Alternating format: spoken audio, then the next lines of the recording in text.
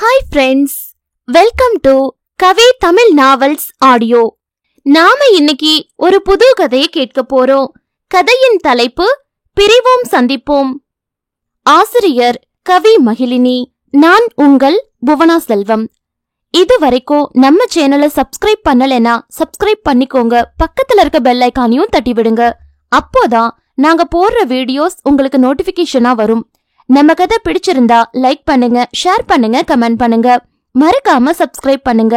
வாங்க கதைக்குள்ள போகலாம். அத்தியாயம் 5. அடுத்த நாள் வெற்றி கயல்விழியிடம், கயல், எனக்கு ஒரு ஹெல்ப் பண்ண முடியுமா என கேட்டான். சொல்லு வெற்றி என கேட்டாள் கயல். என்னால என் ஒர்க்ல கான்சென்ட்ரேஷன் பண்ண முடியல. ஏதோ பெருசா நான் தோத்து போயிட்ட மாதிரி தோணுது என்றான். வெற்றி, என்னாச்சு? நான் தான் போயிருவேன்னு சொன்னேன்ல, அப்புறம் ஏன் என்றாள் கயல். இல்ல கயல், ஒருவேளை குழந்தை பிறந்ததும் நீ மனசு மாறிட்டேனா? சரி வெற்றி, இப்ப நான் என்ன பண்ணணும்? இந்த டிவோர்ஸ் பேப்பர்ல ஒரு சைன் பண்ணு என்றான் வெற்றி. அதை வாங்கி கயல் கையெழுத்து போட்டு கொடுத்தாள். இப்போ உனக்கு எந்த பிரச்சனையும் இல்ல வெற்றி? ரொம்ப தேங்க்ஸ் கயல். நீ எதுவும் போட மாட்டியோன்னு நான் நினைச்சேன். ஏன் வெற்றி? நான் ஒன்னும் உன்னை லவ் பண்ணல. குழந்தை பிறந்தாலும் ஏன் மனசு மாறாது. இந்த தாலியாச்சும் நான் போட்டுக்கலாமா, இல்ல இதுவும் உனக்கு வேணுமா என்று கேட்கும் போதே கயலுக்கு கண்ணீர் வந்தது. ஆனால் வெற்றியின் முன்னால் அழுதுவிடக் கூடாது என்று அழுகையை அடக்கிக் கொண்டாள் கயல். இல்ல கயல், அது அப்பத்தாவுக்காக கட்டினது, நீ போட்டுக்கோ என்றான் வெற்றி. சரி என்று சொல்லிவிட்டு கயல் ரூமை விட்டு வெளியே வந்தாள். கயல், நீ ஏன் இன்னும் சாப்பிடல என்று அவளின் அத்தைகள் வந்தன. பசிக்கல அத்த என்று கயல் சொன்னாள். என்ன பொண்ணு நீ, உனக்கு பசிக்கலன்னு குழந்தைய பட்னி போடலாமா என்று வெற்றியின் அம்மா சாப்பாடு கொண்டு வந்தார். எனக்கு வேண்டாம் அத்த என்றாள் கயல். சரி, நீ சாப்பிட வேண்டாம், நானே ஊட்டி விடுறேன் என்று வெற்றியின் அம்மா ஊட்டி விட்டார். கயல் சின்ன பொண்ணுல இருந்தே அத்தைங்க ஊட்டி விட்டுதான் சாப்பிடுவா. அந்த ஞாபகம் கயலுக்கு வந்தது. அப்போது கயலின் மாமா வந்தார். கயல், உனக்கு இதுல பிடிச்ச ஒரு பொருள் இருக்கு. என்னங்க மாமா என்றாள் கயல். வெற்றி, இங்க வா என வெற்றியை கூப்பிட்டார். என்னங்க அப்பா என வெற்றி வந்தான். இந்தா வெற்றி, இதுல கயலுக்காக ஒரு பொருள் வாங்கிட்டு வந்திருக்கேன். இத நீ உன் கையால கொடு என்றார். அப்போது வெற்றி அதை வாங்கி திறந்து பார்த்தான். அதில் மெட்டி இருந்தது. அப்பா, இது எதுக்குப்பா என்றான் அவன். டே வெற்றி, கல்யாணமானா பொண்ணுங்க போட வேண்டியது. சரி இந்தா என்று கயலிடம் கொடுத்தான் வெற்றி. டேய், அத நீ ஏன் அவ கால்ல போட்டு விடு என சொன்னார் அவனின் அப்பா. இல்ல மாமா, பரவாயில்ல, நானே போட்டுக்கிறேன் என்றாள் கயல். என்ன கயல் இது, புருஷன்தான் போட்டு விடணும், நீ போட்டு விடு வெற்றி என்று வெற்றியின் சித்தி சொன்னார்கள். அப்போது வெற்றியின் அப்பா கீழே உட்கார்ந்து, கயல் இங்க வா, என் மடியில உன் காலை வை என்றார். ஐயோ மாமா, வேண்டாம் வேண்டாம். மாமா மடிதானே, வாடா தங்கம் என்று கயலின் காலை தன் மடியில் வைத்தார். அப்போது வெற்றி அவள் விரல்களில் மெட்டியை போட்டுவிட்டான். பிறகு வெற்றி மொட்டை மாடிக்கு சென்று விட்டான். கயல், நீ தூங்கு என்று அத்தை சொன்னார்கள். இல்லத்த, நான் கொஞ்ச நேரம் வாக்கிங் போறேன் என்று சொல்லிவிட்டு வெளியில் சென்று மெதுவாக நடந்து கொண்டிருந்தாள். கயல், இந்த நேரத்துல தனியா வெளியே போகக்கூடாது, நானும் இங்க இருக்கேன் என்று வெற்றியின் அக்கா வசந்தி அங்கே வந்தார். அண்ணி, நீங்க போய் தூங்குங்க என்றாள் கயல்.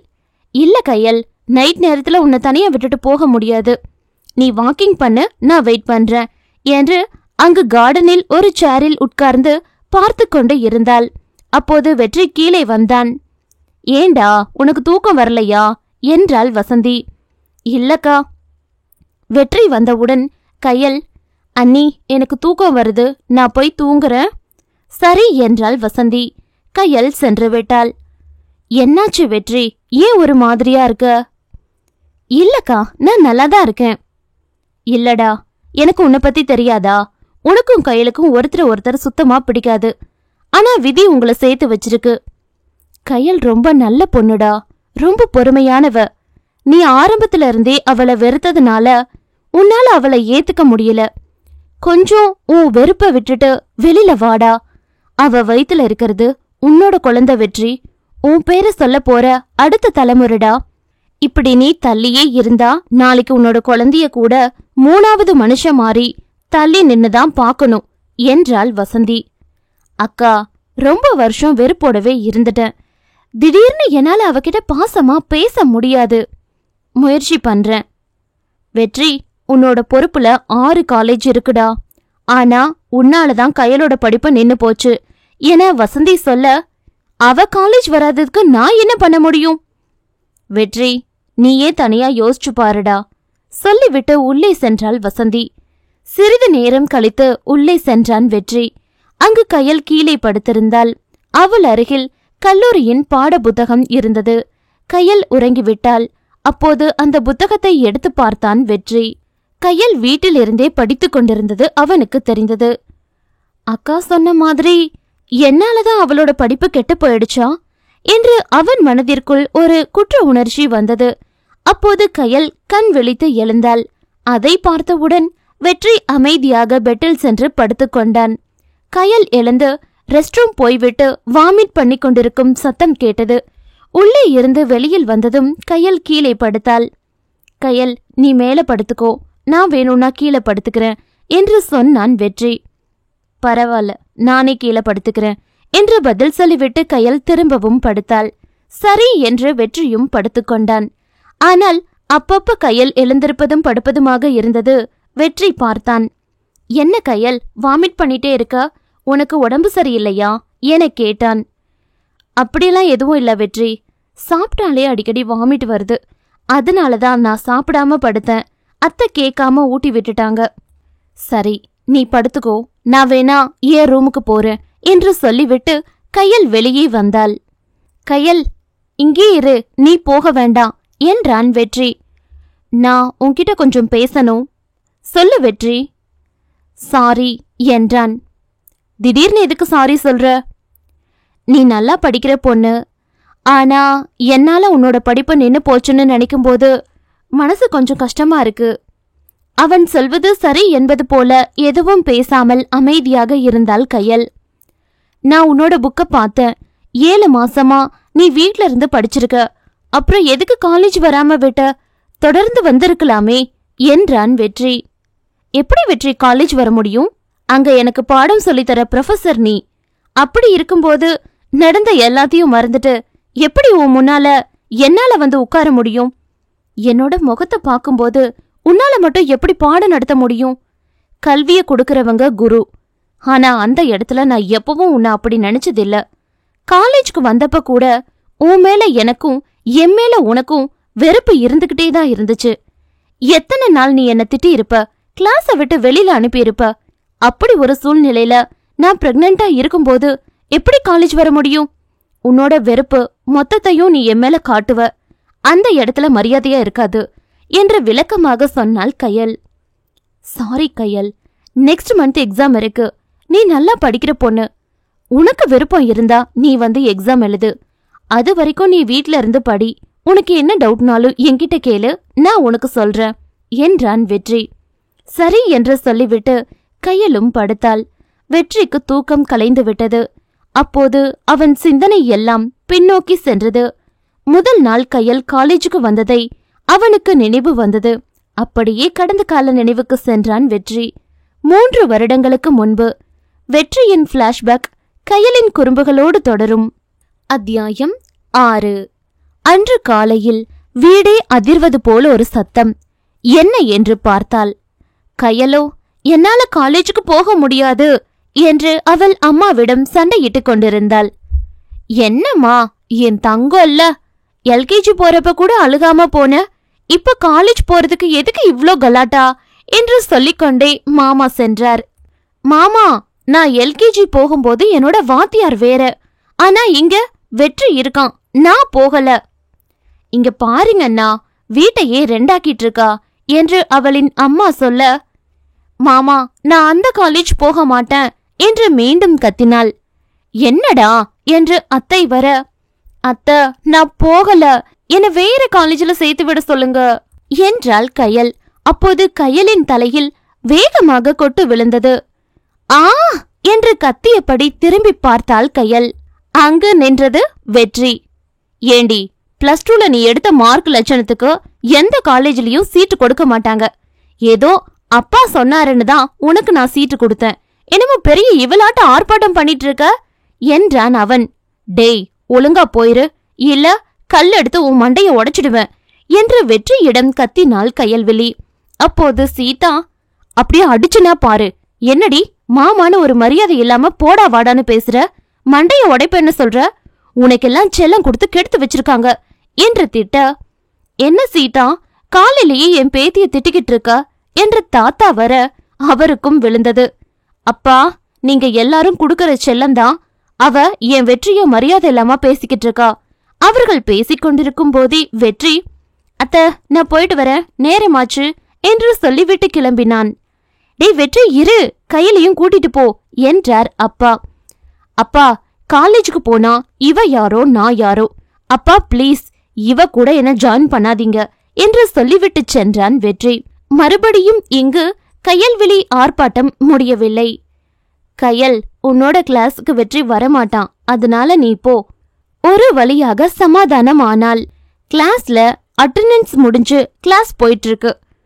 எக்ஸ்கியூஸ் மீ சார் என்றாள் கயல். எஸ் என்று திரும்பினான் வெற்றி. அடப்பாவி, இவனா?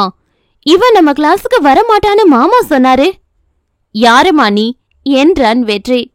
சார், நான் ஃபர்ஸ்ட் இயர் ஸ்டூடெண்ட் என்றாள் கயல். உன் பேர் என்ன என்றான் வெற்றி. தெரியாத மாதிரியே கேக்குறான் பாரு வெங்காயம் என்று மனதில் பேசுவது போல வெளியில் சத்தமாக பேசிவிட்டாள். என்ன வெங்காயமா என்றான் வெற்றி. அங்கிருந்த அனைவரும் சிரித்தன. இல்ல சார், என் பேரு கயல்விழி. அப்புறம் எதுக்கு வெங்காயம்னு சொன்ன? அதுவா சார், நான் சீக்கிரமா தான் காலேஜுக்கு கிளம்பினேன். என் மாமா பையன் வெங்காய தோசை இருந்தாதான் சாப்பிடுவேன்னு சொல்லிட்டான். அதனால என் அம்மா என்ன வெங்காயம் வாங்கிட்டு வர சொல்லி மார்க்கெட்டுக்கு அனுப்புனாங்க. அதான் லேட்டு என்றாள் நக்கலாக. அடி பாவி, காலையில நீ பண்ண ஆர்ப்பாட்டம் என்ன, இங்க வந்து என்னையவே ஜாட பேசுற, என்னையவே வெங்காயம்னு சொல்ற, இப்ப பாரு என் வேலைய என்று நினைத்து கொண்டு வெற்றி, உள்ளவா, அந்த லாஸ்ட் பெஞ்ச் மேல போய் ஏறி நில்லு என்றான் வெற்றி. அங்கிருந்த மாணவர்கள் எல்லோருமே, என்ன முதல் நாள் கிளாஸுக்கு லேட்டா வந்ததுக்கு சார் பெஞ்ச் மேல நிக்க சொல்றாரு, ரொம்ப ஸ்ட்ரிக்ட் போல என்று ஒருவருக்கு ஒருவர் மெதுவாக பேசிக்கொண்டன. மேல எல்லாம் நாள ஏறி நிக்க முடியாது சார், நான் என்ன ஸ்கூல் படிக்கிற பொண்ணா என கேட்டாள் கயல்விழி. அப்படின்னா இன்னைக்கு வெளியில இருந்தே கிளாஸ பாத்துக்கோ என்று சொல்லிவிட்டு பாடம் எடுத்தான் வெற்றி.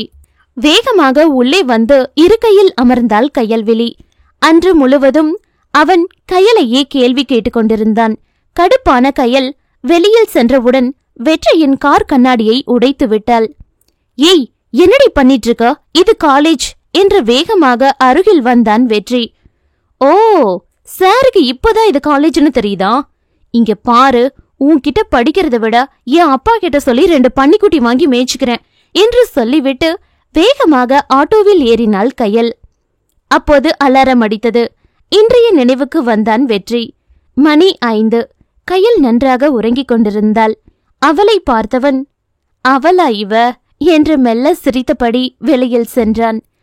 அத்தியாயம் 7. வெளியில் வந்த வெற்றி வழக்கத்திற்கு மாறாக சிரித்துக்கொண்டே வந்தான். என்னடா வெற்றி, ரூமை விட்டு வரும்போதே சிரிச்சுக்கிட்டு வர, கயல் எதுவும் காமெடி சொன்னாளா என வசந்தி கேட்டாள். கா, அவ தூங்கிட்டு இருக்கா. அப்புறம் என்னடா தனியா சிரிப்பு, ஏதாவது என்று வசந்தி இழுக்க, ஹே ரொம்ப இழுக்காத, நீ நினைக்கிற அளவுக்கு ஒன்னும் பெருசா இல்ல, போ காஃபி கொண்டு வா. என்ன மாப்பிள, கண்ணு செவந்திருக்கு, நைட்டெல்லாம் தூங்கலையா என்று வசந்தியின் கணவர் கேட்க, இல்ல மச்சான், கயல் தூங்காம வாமிட் பண்ணிட்டே இருந்தா, தூக்கமே வரல என்றான் வெற்றி. என்னடா சொல்ற, கயல் வாமிட் பண்ணிட்டே இருந்தாளா என்று கேட்டுக்கொண்டே வசந்தி காஃபி கொடுக்க அதை வாங்கியவன் காஃபி குடித்துக்கொண்டே, ஆமாக்கா, இன்னைக்கு அவளை ஹாஸ்பிட்டல் கூட்டிட்டு போ என்றான். வெற்றி, நீயே அவளை கூட்டிட்டு போடா. அதை கேட்டவன், எல்லாம் பிளான் பண்ணி கொஞ்சம் கொஞ்சமா பேசி தாலி கட்ட வச்சிட்டீங்க, இனி அடுத்த வேலை பிரசவமும் என்னையே பார்க்க வச்சிருவீங்க போல. போடி, காலையில வேற ஏதாச்சும் வேலை இருந்தா பாரு என்று வசந்தியிடம் சொன்னான் வெற்றி. காஃபி டம்ளரை வைத்துவிட்டு, நான் தோட்டத்துக்கு போயிட்டு வரேன், தேங்காய் லோடு ஏத்தணும் என்று சொல்லிவிட்டு சென்றான் வெற்றி. டேய், காலேஜ் போகலையா? 7 மணிக்கு வந்துடுவேன். சரிடா.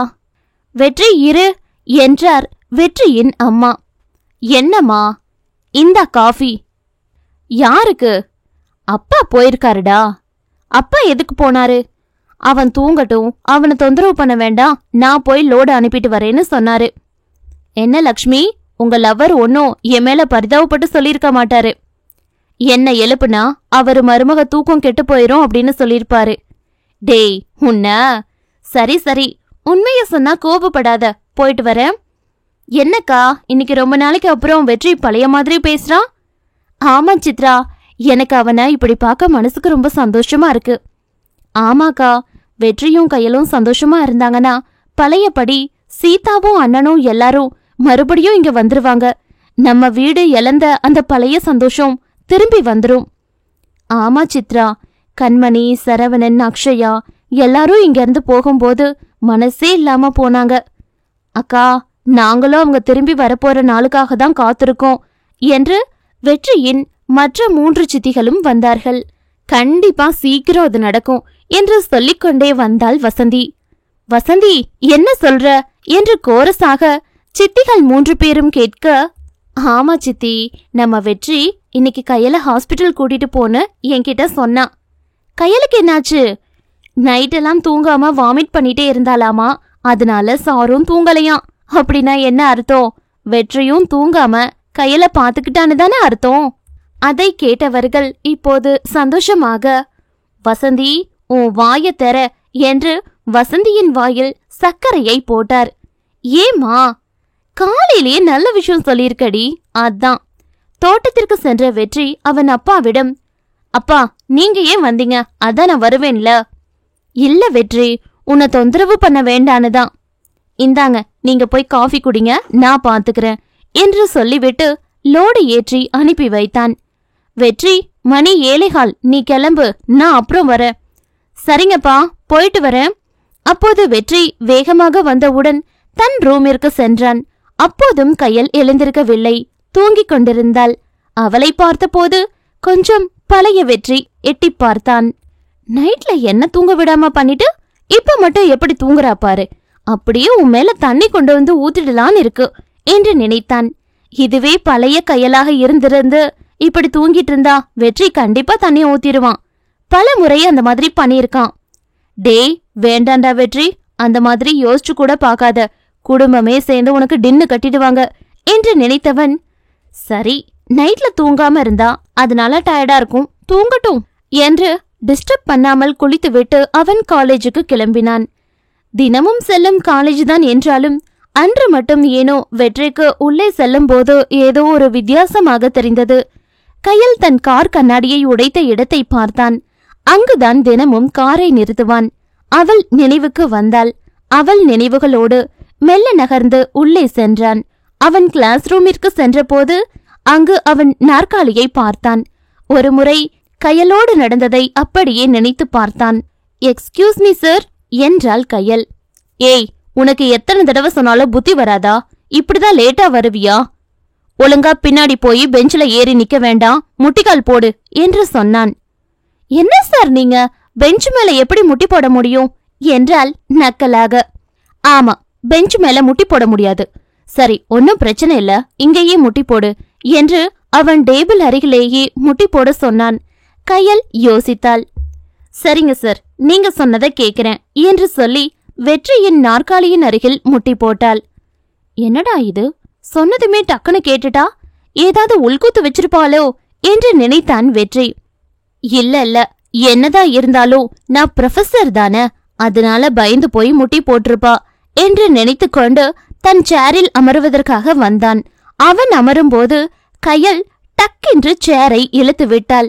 அப்படியே கீழே விழுந்தான் வெற்றி. அங்கே இருக்கும் ஸ்டூடெண்ட் எல்லாம் அமைதியாகத்தான் இருந்தார்கள். ஆனால் கையல் சிரித்த சிரிப்பிற்கு அளவே இல்லை. அதை நினைத்து கொண்டிருந்தவன் அப்படியே தன்னை மறந்து சத்தமாக சிரித்து விட்டான். என்னாச்சு? சார் திடீர்னு இப்படி வந்து நின்னுட்டு எதையோ நினைச்சு சிரிக்கிறாரு என்று எல்லோருமே ஒருவருக்கொருவர் பார்த்து கொண்டன. சார் என்று சத்தம் கேட்டு நினைவுக்கு வந்தான் வெற்றி. சுற்றி இருந்தவர்களை பார்த்தவுடன் வெற்றிக்கு வெட்கம் வந்துவிட்டது. என்னடா இது, எதுக்காக நான் கையலை பத்தி நினைச்சேன்? ஐயோ, கிளாஸ்ல கான்சன்ட்ரேஷன் ரொம்ப முக்கியம், அதனால கையலை நினைக்காத வெற்றி என்று தனக்குள்ளேயே சொல்லிக் கொண்டான் வெற்றி. அப்போது அட்னன்ஸ் எடுத்துக்கொண்டிருந்தான். அதில் கயல்வெளியின் பெயரும் இருந்தது. அவள் இருக்கும்போது கூட அவள் பெயரை அவன் அழைக்கவில்லை. கையில் இருந்தபோது அவன் ஒரு நாள் அட்னன்ஸ் எடுத்துக்கொண்டிருந்தான். அப்போது எல்லார் பெயரையும் அழைத்தவன் கையில் பெயரை அழைக்கவே இல்லை. சார், என்னோட பெயரை மட்டும் நீங்க கூப்பிடவே இல்ல, நான் இருக்கேன் என்று கையை தூக்கினாள் கையல். அதான் முன்னாடியே இருக்கியே, எனக்கு அது கூடவா தெரியாது? இதுல உன் பேரை வேற சொல்லி கூப்பிடணுமா என்று அவளை கோபமாக பேசினான் வெற்றி. அப்போ கோபப்பட்டு கையல் அமைதியாக இருந்து விட்டாள். அன்று வீட்டுக்கு சென்றவள் அங்கிருக்கும் டிராக்டர் லாரி போன்ற வாகனங்களில் வெற்றியின் பெயர் எழுதியிருக்கும் ஒரு கருப்பு நிற பெயிண்ட் எடுத்து அவன் பெயர் முழுவதுமாக அழித்து விட்டாள். அங்கு வந்து பார்த்த வெற்றிக்கு கோபம் தலைக்கேறியது. அப்போது அவள் தோட்டத்திற்கு சென்றிருந்தாள். அதனால் வேகமாக தோட்டத்திற்கு சென்றான் வெற்றி. அங்கிருந்த கையலிடம், எதுக்காகடி லாரியில டிராக்டர்ல இருந்த என் பேர் எல்லாத்தையும் பெயிண்ட் அடிச்சு அழிச்சிருக்க என்று கன்னத்தில் வேகமாக அறைந்தான். இப்ப எதுக்குடா என்ன அடிச்ச? எனக்கு வெற்றிங்கிற பேரு பிடிக்காது, அதனால அழிச்சேன். உன்னால என்ன பண்ண முடியுமோ பண்ணிக்கோ என்று கோபமாக பேசினாள் அவள். அப்போது கோபத்தில் கையிலை தூக்கி வெற்றி அருகில் இருந்த கிணத்துக்குள் வீசினான். காப்பாத்துங்க காப்பாத்துங்க என்று கையல் கத்தினாள். இங்க பாரடி, உனக்கு வெற்றிங்கிற பேரு தான் பிடிக்காது, எனக்கு கையல்ங்கிற பேரு மட்டும் இல்ல, கையலவே பிடிக்காது, அப்படியே ஒளிஞ்சு போ என்று சொல்லிவிட்டு நடந்தான் வெற்றி. சிறிது தூரம் சென்றவுடன் வெற்றிக்கு மனசு கேட்கவில்லை. மறுபடியும் அவளை காப்பாற்றி விடலாம் என்று கிணற்றிற்குள் குதித்தான். எவ்வளவு தேடியும் அங்கு கையல் இல்லை. கையல் கையல் என்று கத்தினான் வெற்றி. அப்போதும் கையலின் சத்தம் வரவில்லை. பயந்து போன வெற்றி மறுபடியும் தண்ணீரில் சென்று தேடிவிட்டு, கையல் எங்கடி இருக்க, கையல் என்று ஓயாமல் கத்திக்கொண்டே இருந்தான். அப்போது கையல் சிரிக்கும் சத்தம் கேட்டு மேலே நிமிர்ந்து பார்த்தான். கிணற்றுக்குள் இருக்கும் படிக்கட்டில் அவள் மேலே அமர்ந்திருந்தாள். அடியே, உனக்கு அறிவே இல்லையா? நீதான் மேல இருக்கல்ல, சொல்லி இருக்கலாம்ல, எதுக்கு இப்படி என்ன கத்த வச்ச என்று கோபமாக கேட்டான் அவன். அப்போது சிரித்த கையல், டேய் வெற்றி, எனக்கு நீச்சல் நல்லாவே தெரியும், அது கூடவா உனக்கு தெரியாது என்று கேலியாக சிரித்தாள். இப்ப பாத்தியா, கிளாஸ்ல ஒரு தடவை கூட நீ என் பேரை சொன்னதே இல்ல, இப்ப எத்தனை தடவை சொல்ல வச்சேன், அதுதான்டா கையல் என்று சொல்லிவிட்டு வேகமாக ஓடிவிட்டாள். அதை நினைத்துக்கொண்டு அந்த பெயரை பார்த்தவன், இந்த பேரை இங்க ஒரு தடவை சொல்லாததுனால எத்தனை பிரச்சனை வந்துச்சு என்று மனதில் எண்ணிக்கொண்டு சிரித்தான். பிறகு வழக்கம் போல வகுப்பு நடைபெற்றது. அவன் கிளாஸ் முடிந்தவுடன் அவன் ரூமுக்கு சென்றான். அப்போது கையலை பற்றிய ஞாபகம் வந்தது. உடனே வசந்திக்கு போன் பண்ணினான். என்ன வசந்தி, ஹாஸ்பிட்டல் போனியா என கேட்டான். டேய், நான் நல்லா தானே இருக்கேன், எதுக்கு ஹாஸ்பிட்டல் போகணும் என்றாள் அவள். அடியே, வந்தனா கொன்றுவேன் பத்துக்க, கையில கூட்டிட்டு போக சொன்னேன்ல, அதான் கூட்டிட்டு போனியா என்றான். இல்லடா வெற்றி, அவதான் எப்பவுமே அப்படிதான் நீ இருக்கு, மாத்திரை போட்டுட்டா சரியா போயிடும்னு சொல்லிட்டா, வர மாட்டேன்னு சொல்லிட்டா. சரி, நீ என்ன கையில பத்தி நினைச்சிட்டு இருக்கியா என்று கேட்டாள் வசந்தி. அப்படியெல்லாம் ஒண்ணும் இல்ல, அவளை பத்தி நான் எதுக்கு நினைக்க போறேன் என்று சொன்னான் வெற்றி. சரிடா, நீ சொன்னதெல்லாம் நான் நம்பிட்டேன் என்று சிரித்தாள் வசந்தி. சரி, போனை வச்சிடுறேன் என்று வெற்றி வைத்தான். கையல், நான் உன்கிட்ட கொஞ்சம் பேசணும் என்று கையல் ரூமிற்கு சென்றாள் வசந்தி. சொல்லுங்க நீ என்றாள் கையல். நேத்து வெற்றி உன்கிட்ட நல்லா பேசினானா என கேட்டாள். பேசினா அண்ணி என்றாள் இவள். கையல், இப்படியே வெற்றி நல்லபடியா மனசு மாறி உன் கூட சேர்ந்து வாழ்ந்தா எங்களுக்கெல்லாம் ரொம்ப சந்தோஷம் என சொன்னாள் வசந்தி. அப்போது கையல், இன்னும் வெற்றி கூட நான் இருக்க போறது ஒரு 10 நாள் தான் அண்ணி, ஆனா அது எப்படி உங்ககிட்ட எல்லாம் நான் சொல்லுவேன்? என்கிட்ட டைவர்ஸ் பேப்பர்ல வெற்றி கையெழுத்து வாங்கிட்டான், வெற்றிக்கு எப்பவுமே என்ன பிடிக்காது என மனதிற்குள் நினைத்து கொண்டாள் கையல். என்ன கையல், எதுவுமே பேசாம யோசிச்சுக்கிட்டு இருக்க? அப்படிலாம் ஒண்ணு இல்ல அண்ணி என்று சொன்னாள் கையல். சரி கையல், நீ ரெஸ்டடு, கீழே கொஞ்சம் வேலை இருக்கு, நான் போறேன், என்று சொல்லிவிட்டு வசந்தி கீழே சென்று விட்டார். அப்போது கயலின் குழந்தை உதைத்து கொண்டிருந்தது. குட்டிமா, எனக்கு உன் அப்பாவை சுத்தமா பிடிக்காது. ஆனா நீ வளர வளர எனக்கே தெரியாம உன் அப்பாவை பார்க்கணும் பேசணும்னு எனக்கு தோணுது. ஆனா உன் அப்பாவை பாக்குறப்பெல்லாம் கோபமாதான் பேசுவாரு, உன் மேலையும் வெறுப்பாதான் பேசுவாரு. இப்ப எதுக்காக அமைதியா இருக்காருன்னு தெரியல. அதான் டைவர்ஸ் பேப்பர்ல கையெழுத்து வாங்கிட்டோம், அவ போயிடுவாங்கிற நிம்மதியில தான் அவர் அப்படி இருப்பாரா இருக்கும். என்னமோ தெரியல குட்டிமா, வெற்றிய பார்த்தாலே எனக்கு பிடிக்காது, கோபம்தான் வரும். ஆனா எப்படி அவன் கூட இவ்ளோ அமைதியான இங்க ஒரே ரூம்ல இருக்கேன்னு நினைக்கவே எனக்கு ரொம்ப ஆச்சரியமா தான் இருக்கு. இன்னும் ஒரு வாரம் தானே, அப்புறம் நம்ம 2 பேரும் நம்ம வீட்டுக்கு போயிடுவோம். உன் அப்பா கண்டிப்பா நம்மள பார்க்க வரமாட்டாரு, நம்மளும் இங்க வரமாட்டோம். நினைச்சா கொஞ்சம் கஷ்டமா தான் இருக்கு, ஆனா உண்மையை ஏத்துக்கிட்டு தானே ஆகணும் என சொல்லிக்கொண்டு அழுதாள் கயல். ஆனால் அங்கு வெற்றியோ காலேஜ் முழுவதிலும் அவள் நினைவுகளை மட்டுமே பார்த்து கொண்டிருந்தான். அத்தியாயம் 8. அன்று மாலை வெற்றி வீட்டுக்கு வரும்போது கயலின் அப்பா, அம்மா, அண்ணன், அண்ணி அனைவருமே அங்கு வந்திருந்தன. வெற்றி வா என கூப்பிட்டன. அங்கு எல்லோருமே கூடியிருந்தார்கள். சித்தப்பா, சித்திகள் என்று உறவுகள் முழுவதும் ஒன்றாக கூடியிருந்தார்கள். வெற்றி முகத்தில் சந்தோஷம். வெற்றி, இது கயலுக்கு 7வது மாசம், இன்னும் 10 நாள்ல மாசம் முடிய போகுது. அதனால இந்த மாசம் வளகாப்பு பண்ணலான்னு முடிவு பண்ணிருக்கோம். எல்லாரும் கலந்து பேசி நாள் பாக்கிறதுக்கு ஜோசியரை வர சொல்லியிருக்கோம். சரியான நேரத்துக்கு நீயும் வந்துட்ட என்றார் கயலின் அப்பா. அப்போது வெற்றி, இப்போ வேண்டாம், 9வது மாசத்துல வச்சுக்கலாம் என்று சொல்வதற்கு நினைத்தான். இருந்தாலும் அவர்கள் முன்னாடி அப்படி சொல்ல வேண்டாம் என்று மனதில் நினைத்தவன் அப்படியே சொல்லாமல் சரிங்க மாமா என்றான். அப்பா, இப்ப வளகாப்பு வேண்டாம்பா, 9வது மாசம் பண்ணிக்கலாம் என்று கயல் சொன்னாள். அப்போது வெற்றியோ, என்ன நான் நினைச்சத அவ சொல்றா என்று வேகமாக கயலை பார்த்தான். 9வது மாசம் சித்திரையில வருது, அதனால அப்ப பண்ண முடியாது, இப்பவே பண்ணிடலாம் கயலு என்றார் அவளின் அப்பா. அப்போது ஜோதிடர் வந்தார். வாங்க ஜோசியரே என்று வரவேற்றன. பிறகு ஜோசியர் நாள் பார்த்து வரும் புதன்கிழமை காலை 10 மணி என்று சொன்னார். இன்னும் 2 நாள் தான் இருக்குது, அதுக்குள்ள எல்லா ஏற்பாடும் பண்ணணும் என்று ஆளுக்கு ஒரு வேளையாக பிரித்து கொண்டு உறவு முறைகளை அழைக்க ஆரம்பித்து விட்டார்கள். கயலுக்கும் ஒரு சின்ன கஷ்டம். இன்னொரு 10 நாள், 1 மாசம் இருக்கலான்னு பார்த்தா அதுக்குள்ள போகணுமா என்றபடி அப்பப்போ வெற்றியை பார்த்தாள். ஆனால் வெற்றி மும்முரமாக வேலை செய்து கொண்டிருந்தான். புதன்கிழமை வளகாப்பு என்ற நிலையில் கயலின் முகத்தில் சந்தோஷமே இல்லை. ஆனால் அவளை தவிர அனைவருமே சந்தோஷமாக இருந்தன. வெற்றியும் அவன் காலேஜில் இருப்பவர்களை, அவன் நண்பர்கள் அனைவரையும் வளைகாப்புக்கு அழைத்தான். ஏனென்றால் தாத்தா சொல்லிவிட்டார், திருமணம்தான் இப்படி ஆகிடுச்சு, வளகாப்பு ரொம்ப சிறப்பா வைக்கணும் என்று சொன்னதால் வேலைகள் திருமண விழாவை விட பரபரப்பாக நடந்து கொண்டிருந்தது.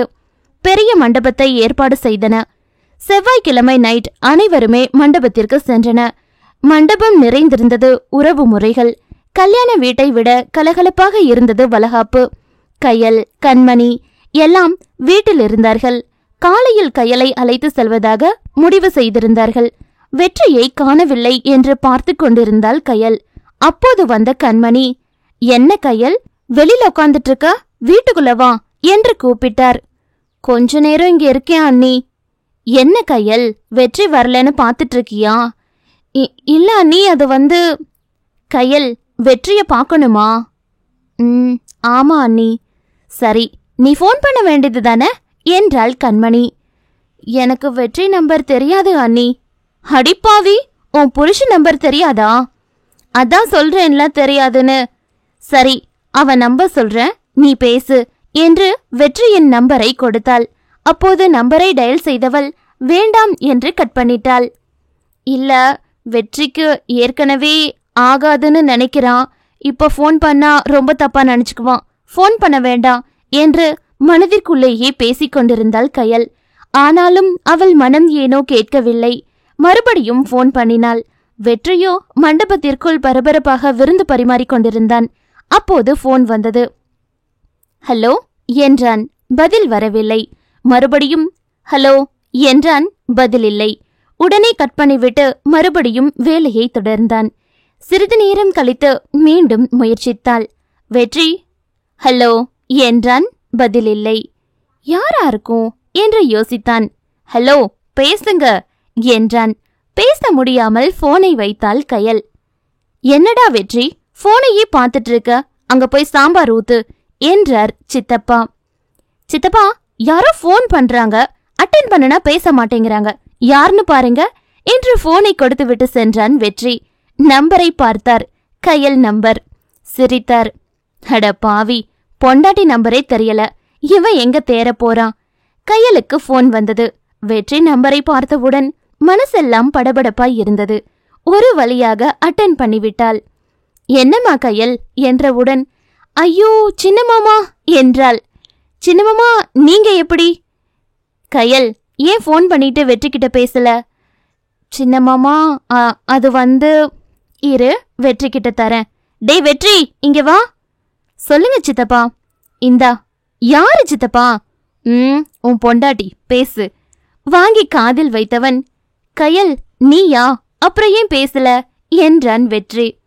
இல்ல வெற்றி, தெரியாம கால் பண்ணிட்ட, அதனாலதான் கட் பண்ணிட்ட என்று சொல்லிவிட்டு போனை கட் பண்ணினாள் கயல். என்னடா பேசிட்டியா என்று கேட்டார் சித்தப்பா. இல்ல சித்தப்பா, ஏதோ தெரியாம கால் பண்ணிட்டாலாம், அதனால கட் பண்ணிட்டாலாம் என்றான். டே வெற்றி, நீ எல்லாம் தேரவே மாட்ட. என்ன சித்தப்பா சொல்றீங்க? அவ உங்ககிட்ட பேசணும்னு தான் கால் பண்ணா, பேச தயங்குறா, அது கூட உனக்கு புரியாதா என்று சொன்னார். அதான் நான் பேசினாலும் பேச மாட்டேங்கிறா, நான் என்ன பண்றது? சரி, நீ வீட்டுக்கு போ, இங்க நாங்க பாத்துக்கிறோம் என்று வெற்றியை வீட்டுக்கு அனுப்பி வைத்தார்.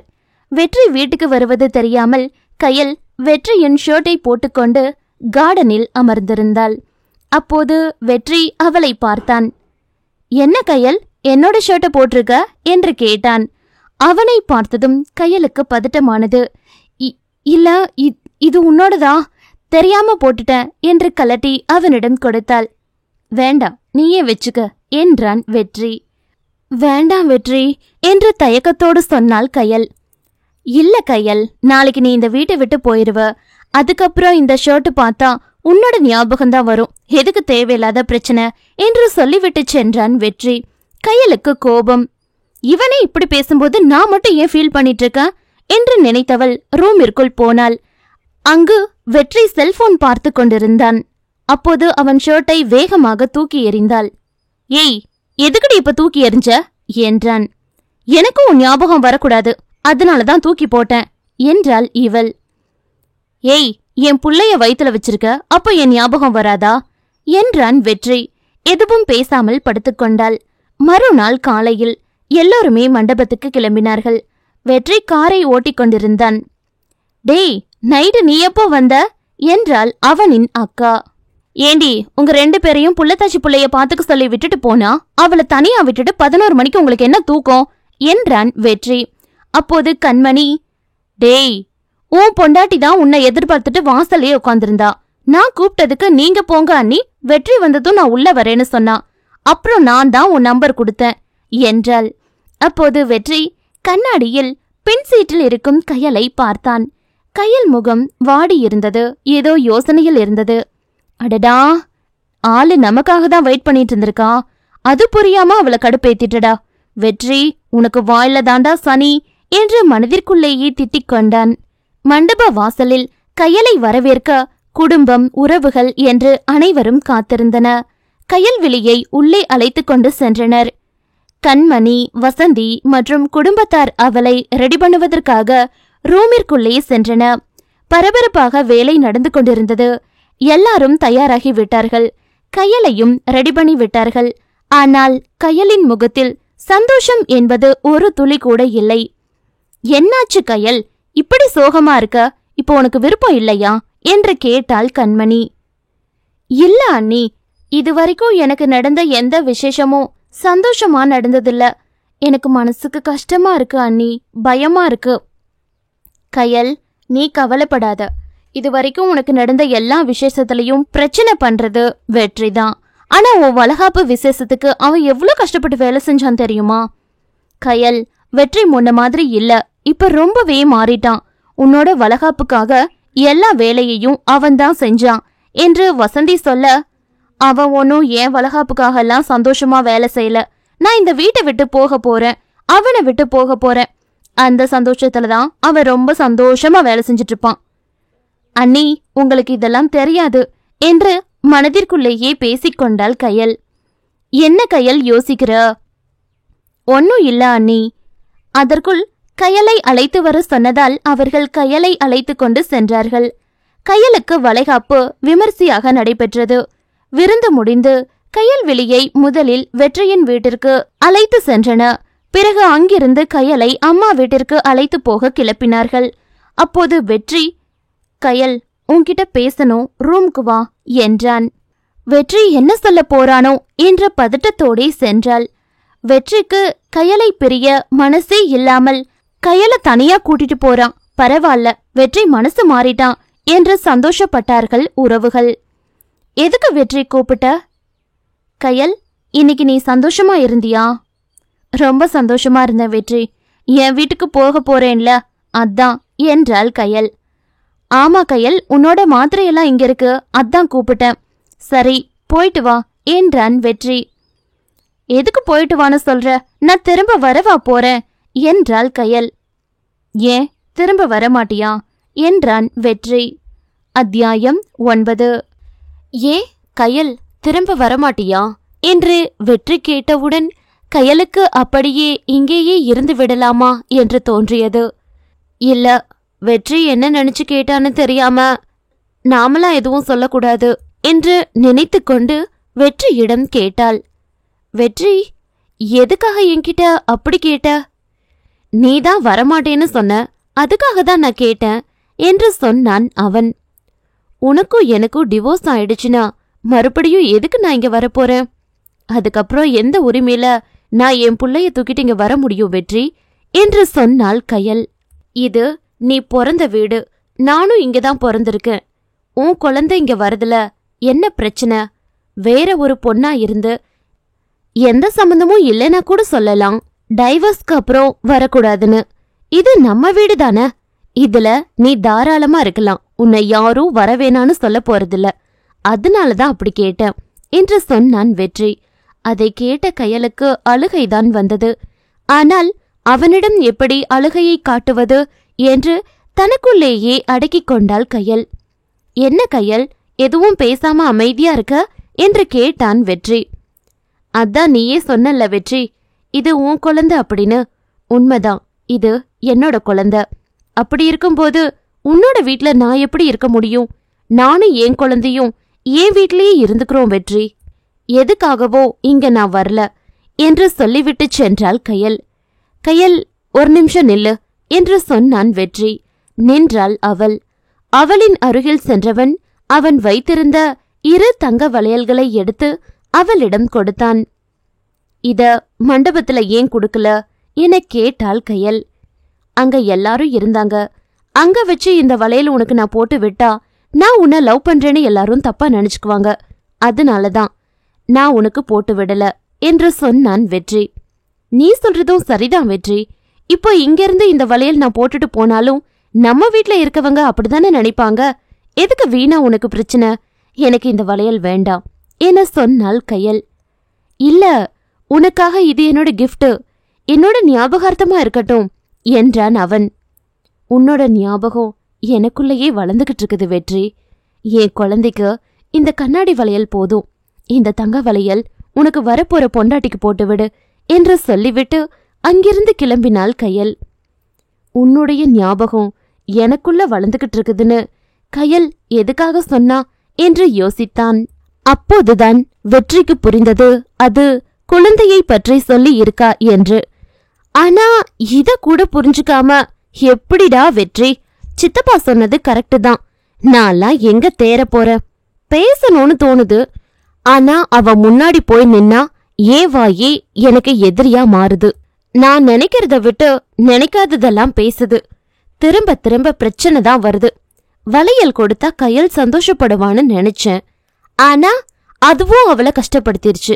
நீ எல்லாம் வேஸ்டடா வெற்றி என்று தன்னை தானே திட்டிக் கொண்டான்.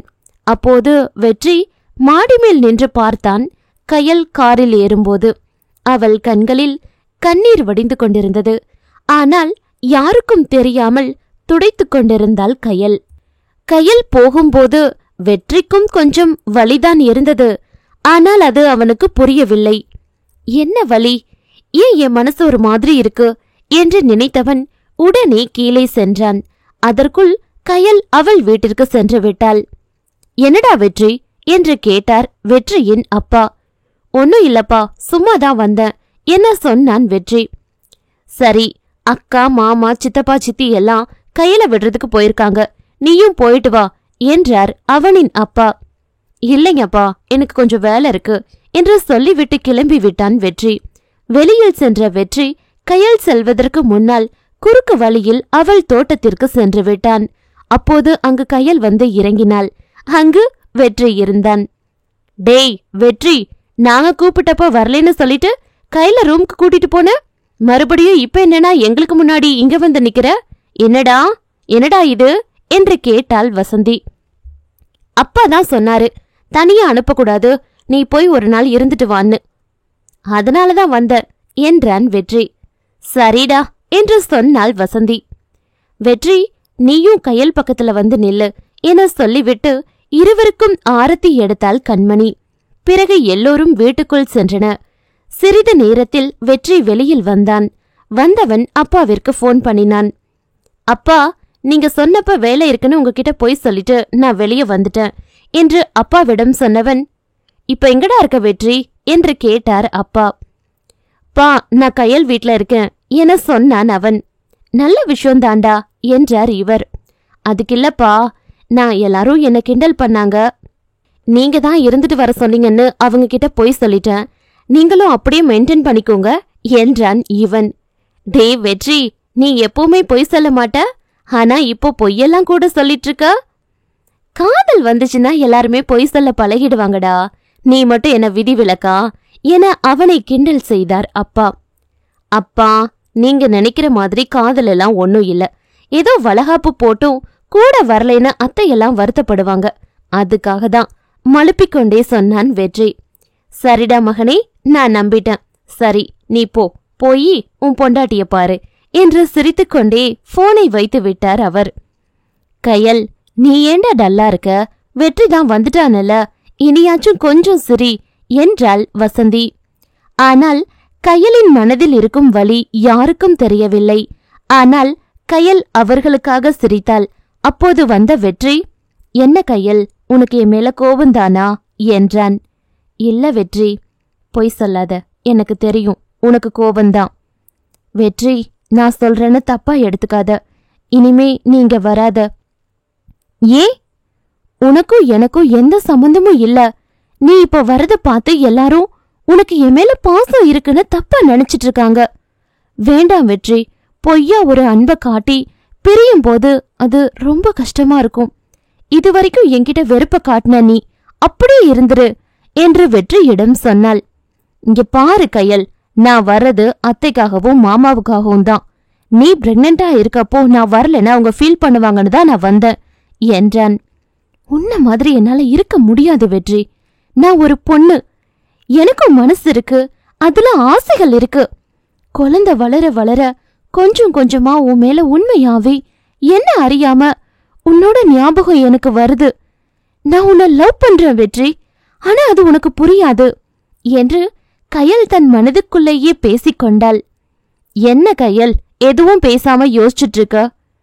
பிளீஸ் வெற்றி, தயவு செஞ்சு இப்பவே கிளம்பு என்று சொன்னாள் கயல். சரி கயல், உனக்கு விருப்பம் இல்ல, நான் போயிட்டு வரேன், இனி உன்னை தொந்தரவு பண்ணல என்று சொல்லிவிட்டு கிளம்பினான் வெற்றி. டேய், எங்கடா போற என்றாள் வசந்தி. எனக்கு கொஞ்சம் வேலை இருக்கு, நான் போயிட்டு வரேன் என்றான் வெற்றி. என்ன வெற்றி, நீ இன்னைக்கு இரு, நாளைக்கு போவியாமா என்றாள் அத்தை. இல்லத்த, நான் கிளம்புறேன் என கிளம்பி விட்டான். டேய் வெற்றி, இரு, நாங்களும் வரோம் வீட்டுக்கு தான் என்று சொல்ல வசந்தி, மாமா, சித்தப்பா என அனைவரும் கிளம்பினார்கள். கயலுக்கு மனதில் கஷ்டமாகத்தான் இருந்தது. இருந்தாலும் நிரந்தரமில்லாத அன்பு இப்ப இருந்து நினைக்காம இருக்கிறது நல்லது என்று தன்னைத்தானே சமாதானப்படுத்திக் கொண்டாள். வெற்றியை கார் ஓட்டும் போது அவன் மனம் அங்கு இல்லாதது போல்தான் இருந்தான். அவன் முகம் சோர்ந்திருந்தது. ஆனால் அவனுக்கு மட்டும் புரியவில்லை அது எதற்காக என்று. காதல் வந்தும் சொல்லாமல் நெஞ்சுக்குள்ளே ஏங்கும் என்னை கொல்லாதே, சொல்லாமல் செல்லாதே என்ற பாடல் காரில் ஒலித்துக் கொண்டிருந்தது. ஏனோ அந்த பாடல் கேட்கும்போது வெற்றிக்கு மனதில் ஒரு வலி, எதையோ தொலைத்துவிட்டு போவது போல மனம் ஏங்கிக் கொண்டிருந்தது.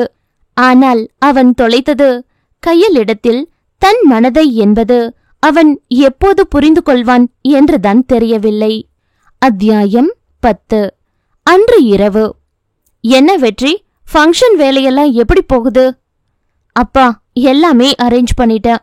சிஎம் அப்பாயின்மெண்ட் இருக்குது. காலையில நேரமே நான் சென்னைக்கு கிளம்புறேன். அப்புறம் மச்சானையும் சித்தப்பாவையும் காலேஜ் போக சொல்லுங்க. அங்க அரேஞ்ச்மெண்ட்ஸ் எல்லாம் அவங்க பாத்துக்கட்டும். அப்புறம் நீங்களும் அம்மாவும் போய் அத்தை வீட்ல சொல்லிட்டு வந்துருங்கப்பா. என்னடா வெற்றி, இதுக்கு முன்னாடி பரவாயில்ல, இப்ப நீ அந்த வீட்டுக்கு மாப்பிள்ள, நீ போய் கூப்பிட்டாதானே மரியாதையா இருக்கும். இல்லப்பா, இத்தனை வருஷமும் நடந்த ஆண்டு விழாவுக்கு கையில வரக்கூடாதுன்னு நான் சொல்லிட்டேன். இப்ப போய் கூப்பிட்டா கண்டிப்பா வரமாட்டா. அதனால நீங்களும் அம்மாவும் போய் கூப்பிட்டீங்கன்னா கண்டிப்பா வருவா. அதுக்காக தான் சொல்றேன் என்றான் வெற்றி. என்ன வெற்றி பேசுற? இதுக்கு முன்னாடி உனக்கும் அவளுக்கும் சுத்தமா பிடிக்காது. ஆனா இப்ப அவ உன் பொண்டாட்டி. அதனால நீ போய் கூட்டிட்டு வந்தாதான் மரியாதையா இருக்கும். ஓகேப்பா, நாளைக்கு ஈவினிங் நான் வந்துருவேன். நம்ம எல்லாம் சேர்ந்தே போகலாம் என்று சொல்லிவிட்டு படுக்கை அறைக்கு சென்றான். உள்ளே போனால் கையலின் நினைவு வந்தது. அப்போது கையல் தூக்கி எறிந்த சட்டையை பார்த்தான்.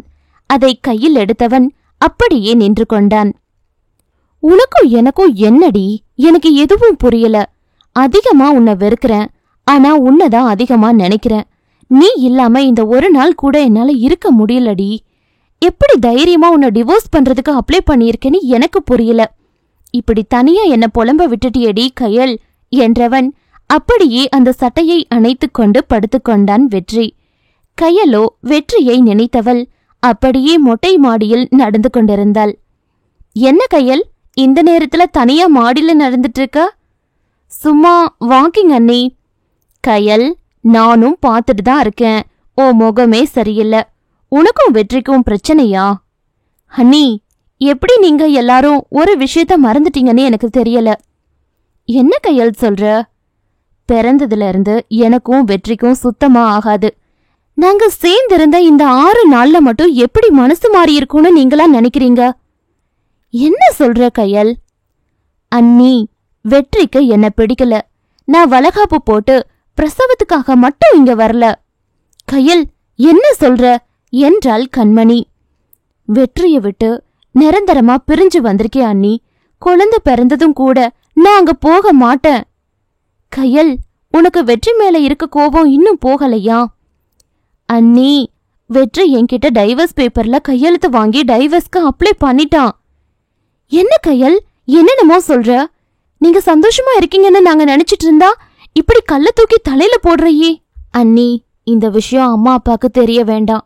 மறைக்க முடியாம தான் நான் உங்ககிட்ட சொன்ன ப்ளீஸ் என்று கெஞ்சினாள் கையல். நான் வேணா வெற்றி கிட்ட பேசவா கையல் என்று கேட்டாள் கண்மணி. இல்ல, வேண்டாம் அண்ணி. ஏன் கையல்? அண்ணி, நான் ஹாஸ்பிட்டல் செக்கப் போகும்போதெல்லாம் அங்க வரவங்க என் கழுத்தை பார்த்துட்டு சொல்லுவாங்க, தாலியே இல்லாம வயிற்றுல புள்ள. படிக்க போறேன்னு கண்டவன் கூட சுத்தி புள்ளைய வாங்கிட்டு கடைசியில இப்படி சீரழிய வேண்டியதுன்னு என் காது படவே நிறைய பேசுவாங்க. அதெல்லாம் கேட்கும்போது செத்துரலாம் போல இருக்கும். அப்போல்லாம் இந்த குழந்தை ஞாபகம் வரும். என் குழந்தைக்காக வாழணும்னு நான் என் மனச மாத்திக்குவேன். இந்த விஷயம் உங்களுக்கு தெரிஞ்சா நீங்க வருத்தப்படுவீங்கன்னு தான் நான் ஹாஸ்பிட்டலுக்கு தனியா போனேன். இத்தனை நாள் நம்ம யாராச்சும் நினைச்சோமா வெற்றி என் கழுத்துல தாலி கட்டுவான்னு? ஆனா அம்மத்தாவுக்காக வெற்றி என் கழுத்துல தாலி கட்டினான். எனக்கு இந்த தாலி போதும் அண்ணி. கையல், என்னடி பேசுற? உன் வாழ்க்கை. அண்ணி, நான் ஆசைப்பட்ட வாழ்க்கையை என்னால வாழ முடியாது. ஆனா வெற்றிக்கு அவன் ஆசைப்பட்ட வாழ்க்கைய வாழ முடியும். பிடிக்காத என்ன டிவோர்ஸ் பண்ணிட்டு அவனுக்கு பிடிச்ச வாழ்க்கைய வெற்றி வாழட்டும் அண்ணி. அவனை இதுக்கு மேல யாரும் கஷ்டப்படுத்த வேண்டாம் என்றால் கலங்கியபடி. கயல், உனக்கு கஷ்டமா இல்லையா என்று கண்மணி கவலையோடு கேட்டாள். கயலுக்கு அழுகையே வந்துவிட்டது. அண்ணி என்று கண்மணி மேல் சாய்ந்து கொண்டாள். இத்தனை நாள் இருந்த வலிய விட இப்ப ரொம்ப மனசு வலிக்குது அண்ணி. இனிமே கண்டிப்பா வெற்றிய பார்க்க மாட்டேன் அண்ணி. கயல், இவ்ளோ பாசம் அவன் மேல வச்சுட்டு அப்புறம் ஏண்டி கையெழுத்து போட்டு கொடுத்த? அவ மேல பாசம் இல்லாம இருந்தா கண்டிப்பா போட்டிருக்க மாட்டேன் அண்ணி. அவ என் மனசுல இருக்கிறதுனாலதான் அவனாவது சந்தோஷமா இருக்கட்டும்னு கையெழுத்து போட்டுட்டேன் என்றாள் கயல். கயல் பேச பேச கண்மணியும் அழுது விட்டாள். கயல், என் தம்பிய பத்தி எனக்கு தெரியும். அவனுக்கும் உன்னை பிடிக்கும். ஆனா அவன் ஈகோ அவன் கண்ணை மறைக்குது. நீ கவலைப்படாத. உனக்கு குழந்தை பிறந்ததும் கண்டிப்பா அவன் மாறிடுவான். நீ வேணா பாரு, அவன் கண்டிப்பா உன்னை டிவோர்ஸ் பண்ண மாட்டான். நீ தைரியமா இரு. இந்த ஒரு வாரத்திலேயே அவனோட நடவடிக்கையில நிறைய மாற்றம் இருக்கு கயல். அவன் மனசுலயும் நீ இருக்க. அத உன்கிட்ட சொல்ல அவனோட ஈகோ தடுக்குது என்றாள் கண்மணி. சரி, நீ வா தூங்கலாம் என்று கயலின் கண்களை துடைத்துவிட்டு கூப்பிட்டாள் கண்மணி. இருவரும் கீழே சென்றனர். கயல் அவள் படுக்கை அறைக்குள் சென்றாள். வெற்றியை நினைத்து கொண்டு வெகு நேரம் உறங்காமல் இருந்தாள். அப்போது கயலின் போன் அடித்தது. யார் இந்த நேரத்துல? மணி 2 ஆச்சு என போனை எடுத்தாள். போனை பார்த்தவள் அவள் கண்களை அவளால் நம்ப முடியவில்லை. அந்த நம்பர் வெற்றியுடையது. வேண்டாம், எடுக்க வேண்டாம் என்று எடுக்கவில்லை கயல். போன் கட்டானது. மறுபடியும் வெற்றி போன் பண்ணினான். உடனே எடுத்தாள் கயல். கயல், நீ இன்னும் தூங்கலையா என்றான் வெற்றி. என்ன வெற்றி, தூங்குனவளை எழுப்பி தூங்கலையான்னு கேக்குற என்று தூங்குவது போல நடித்தாள் கயல். சரி, அப்போ தூங்கு என்று போனை வைத்தான் வெற்றி. அட பாவி, இவ மனுஷன்தானா இல்ல ரோபோவா என்று புலம்பிக் கொண்டு படுத்தாள் கயல். எதுக்காக போன் பண்ணிருப்பான் என்று கயலுக்கு ஒரே யோசனை. இவ நிஜமாதான் தூங்குறாளா இல்ல தூங்குன மாதிரி நடிக்கிறாளா? வெற்றிக்கும் இதே யோசனை. சரி பாப்போம், இன்னும் 10 நிமிஷத்துல போன் வருதான்னு வெற்றி வெயிட் பண்ணினான். போன் வந்தது. அட்டன் பண்ணி, கயல் என்றான் வெற்றி. எதுக்கு வெற்றி இந்த நேரத்துல போன் பண்ண என்றாள் கயல். ஏய், நல்லா பாரு, போன் பண்ணனது நீதான் என்றான் இவன். வெற்றி, நீ எதுக்கு எனக்கு ஃபர்ஸ்ட் போன் பண்ண சொல்லு. ஒன்னும் இல்ல, என்னோட சட்டைய காணோம், அதான் நீ தூக்கிட்டு போயிட்டியோன்னு கேட்க கால் பண்ணின என்றான் அந்த ஷர்ட்டை தன் மார்பில் அணைத்து கொண்டு. உன் ஷர்ட் எனக்கு எதுக்கு வெற்றி? நான் எடுக்கல. அப்படியா? ஆமா. சரி வைக்கிறேன் என்றாள் இவள். கயல், ஒரு நிமிஷம் என்றான். சொல்லு வெற்றி. நான் காலையில சென்னைக்கு போறேன். சரி என்றாள். அப்புறம் இன்னொரு விஷயம் உன்கிட்ட நான் சொல்லணும். ஒரு நொடி கயலுக்கு பதட்டமானது. வெற்றி என்ன சொல்ல போறான்? அண்ணி சொன்ன மாதிரி என்ன லவ் பண்றானா? அதுதான் என்கிட்ட சொல்ல போறானா என்று அவளுக்குள் ஒரு பதட்டம். கயல், என்ன எதுவும் பேச மாட்டேங்கிற? சொல்லு வெற்றி. ரொம்ப நாளா உன்கிட்ட ஒன்னு சொல்லணும்னு நினைச்சேன். ஆனா என்னோட ஈகோ அதுக்கு என்ன விடல என்று தயங்கினான். வெற்றி, உனக்கு சொல்ல முடியலனா பரவாயில்ல, விடு என்றாள் கயல். கயல் சொல்ற, ஐம் வெரி வெரி சாரி என்றான் வெற்றி. எதுக்கு சாரி கேக்குற? பரவாயில்ல சொல்லு என்றாள் கயல். அதான் சொல்லிட்டேன்ல. என்ன வெற்றி சொல்ற? ரொம்ப நாளா உன்கிட்ட சாரி கேட்கணும்னு நினைச்சேன். என்னால முடியல, அதான் இப்ப கேட்டேன். சாரி என்றான் வெற்றி. எதுக்கு? எல்லாத்துக்கும் என்றான். சரி, போனை வைக்கிறேன் என்றாள். சரி என்றான். கயலுக்கு கோபமும் அழுகையும் சேர்ந்தே வந்தது. மொபைலை தூக்கி பெட்டின் மீது எறிந்துவிட்டு அழுது கொண்டே படுத்து விட்டாள். தொடரும். இனி வரும் பகுதிகளில் வெற்றி கயல் காதல் மட்டுமில்லை, இன்னும் அடுத்தடுத்து புதிய கேரக்டர்கள், அறிமுகம் மற்றும் கதையின் பல முக்கிய கதாபாத்திரங்களும் பரபரப்பாக வர உள்ளது. தொடர்ந்து ஆதரவு கொடுங்கள். நன்றி.